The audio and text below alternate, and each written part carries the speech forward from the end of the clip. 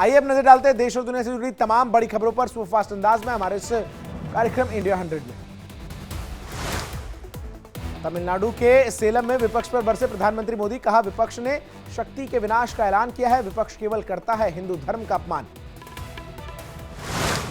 प्रधानमंत्री मोदी ने कहा तमिलनाडु कह रहा है अब की बार 400 पार। प्रधानमंत्री ने कहा तमिलनाडु का हर वोट बीजेपी को जाएगा। प्रधानमंत्री मोदी ने कहा तमिलनाडु का भाग्य बदलेंगे, विकास के लिए करें वोट। बीजेपी के जनसमर्थन से विपक्ष की उड़ी नींद। मिशन साउथ पर प्रधानमंत्री मोदी केरल के पलक्कड़ में किया रोड शो, सड़कों पर उमड़ा जनसैलाब। रोड शो के दौरान लगे मोदी मोदी के नारे, प्रधानमंत्री मोदी ने हाथ हिलाकर लोगों का किया अभिवादन। प्रधानमंत्री मोदी पर की गई पुष्प वर्षा। एमएनएस प्रमुख राज ठाकरे ने गृहमंत्री अमित शाह से की मुलाकात, दोनों नेताओं के बीच 30 मिनट तक चर्चा, लोकसभा चुनाव को लेकर मंथन। बीजेपी एमएनएस के गठबंधन पर एनसीपी शरद पवार ने पोस्टर जारी कर बोला हमला, कहा जो हर्ष पशुपति पारस का हुआ है वही बीजेपी से जुड़ने वाले सभी दलों का होगा। मध्य प्रदेश की खजुराहो लोकसभा सीट पर दिलचस्प मुकाबला, फिल्म स्टार अभिषेक बच्चन और संजय दत्त लड़ सकते हैं चुनाव। सपा कर रही है दोनों स्टार्स को उतारने का प्लान, बीजेपी ने वीडी शर्मा को बनाया खजुराहो से उम्मीदवार। दूसरे कार्यकाल में संजय सिंह पहुंचे राज्यसभा, उपराष्ट्रपति की मौजूदगी में राज्यसभा सांसद के तौर पर ली शपथ। बेंगलुरु में हिंदू संगठनों का विरोध प्रदर्शन, हनुमान चालीसा बजाने पर युवक की मुस्लिम युवकों ने की थी पिटाई, पीड़ित परिवार का पुलिस पर कार्रवाई न करने का आरोप। झारखंड के पूर्व मुख्यमंत्री हेमंत सोरेन की भाभी सीता सोरेन बीजेपी में शामिल, कहा झारखंड मुक्ति मोर्चा में मेरी उपेक्षा हुई, पार्टी में रखा गया मुझे अलग। ईडी के समन पर बोले गोपाल राय, कहा एक स्वतंत्र एजेंसी की बजाय बीजेपी के प्रवक्ता के रूप में काम कर रही है ईडी। दिल्ली में मंत्री आतिशी का बीजेपी पर कड़ा हमला, प्रधानमंत्री अरविंद केजरीवाल से डरते हैं, प्रधानमंत्री ने ईडी को अपना राजनीतिक हथियार बनाया। बीजेपी का केजरीवाल पर हमला, 9 समन और 18 बहाने, केजरीवाल ने जनता के भरोसे का किया कत्ल, केजरीवाल के बहाने चलने वाले नहीं, जांच से बच नहीं सकते केजरीवाल। सीता सोरेन के इस्तीफे पर बोले झारखंड मुक्ति मोर्चा के नेता मनोज पांडे, कहा जितना सम्मान झारखंड मुक्ति मोर्चा ने उन्हें दिया वो उन्हें किसी भी पार्टी में नहीं मिलेगा। आरजेडी नेता मृत्युंजय तिवारी का बीजेपी पर तंज, कहा मतलब निकल जाने पर किसी को नहीं पूछती भारतीय जनता पार्टी। सीता सोरेन के इस्तीफे पर बीजेपी ने बोला हमला, कहा चंपई सोरेन एक्सीडेंटल सीएम, ये तो होना ही था। मोदी कैबिनेट से पशुपति पारस का इस्तीफा, कहा हमारे साथ हुई नाइंसाफी, बिहार में सीट शेयरिंग फॉर्मूले से है नाराज। एनडीए में एक भी सीट न मिलने से आरजेडी के संपर्क में पशुपति पारस, आरजेडी ने हाजीपुर सीट से उम्मीदवारी के लिए उन्हें 3 सीट और ऑफर की है, सूत्रों के हवाले से खबर। पशुपति पारस के इस्तीफे पर बोले डिप्टी सीएम विजय सिन्हा, कहा पारस को हमने बहुत सम्मान दिया, अब पशुपति पारस भतीजे को दे आशीर्वाद। बिहार में बीजेपी का इंडिया अलायंस पर हमला, कहा एनडीए के सीटों का ऐलान से साबित होता है कि एनडीए में कभी सीट शेयरिंग समस्या नहीं हुई, इंडिया अलायंस में पेच फंसा। बिहार के डिप्टी सीएम सम्राट चौधरी ने कहा चुनाव में सभी सीटों पर जीत हासिल करने के लिए पूरी तरह से तैयार बीजेपी और एनडीए।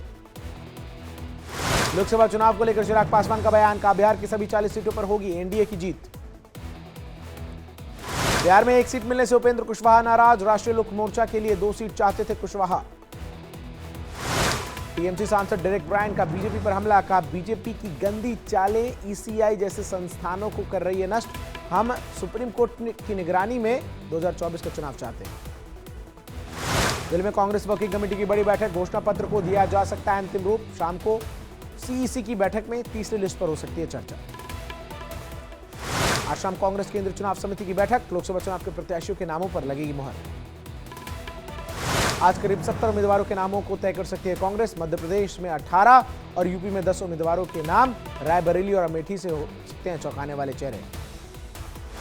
तमिलनाडु में बीजेपी और पीएमके में गठबंधन, पीएमके को मिली 10 सीटें, पीएमके संस्थापक और तमिलनाडु बीजेपी अध्यक्ष ने सीट बंटवारे समझौते पर हस्ताक्षर किए। बीजेपी अपना दल एस को देगी 2 सीटें, मिर्जापुर रॉबर्ट्सगंज की सीट अपना दल को दी जाएगी। कल दिल्ली में बैठक में हुआ मंथन, सूत्रों के हवाले से खबर। हिमाचल में सांसद प्रतिभा सिंह नहीं लड़ेंगी लोकसभा का चुनाव, हिमाचल से लोकसभा प्रत्याशियों के लिए हो सकती है स्क्रीनिंग समिति की बैठक। अहमदाबाद पूर्व से कांग्रेस प्रत्याशी रोहन गुप्ता नहीं लड़ेंगे चुनाव, पिता की खराब सेहत का दिया हवाला। उत्तराखंड बीजेपी ने जारी किया वीडियो, राम मंदिर की दिखी झलक, लिखा हर हिंदुस्तानी की आवाज आ रही है दिल से, राम भक्त मोदी देश का नेतृत्व करें फिर से। हरियाणा के पूर्व गृह मंत्री अनिल विज ने आगामी चुनावों को लेकर दी प्रतिक्रिया, का बीजेपी का आज तक किसी भी सीट पर नहीं फंसा पेच। हरियाणा में आज कैबिनेट विस्तार, शाम 4:30 बजे होगा विस्तार, 7 मंत्री ले सकते हैं शपथ, अनिल विज फिर बन सकते हैं मंत्री।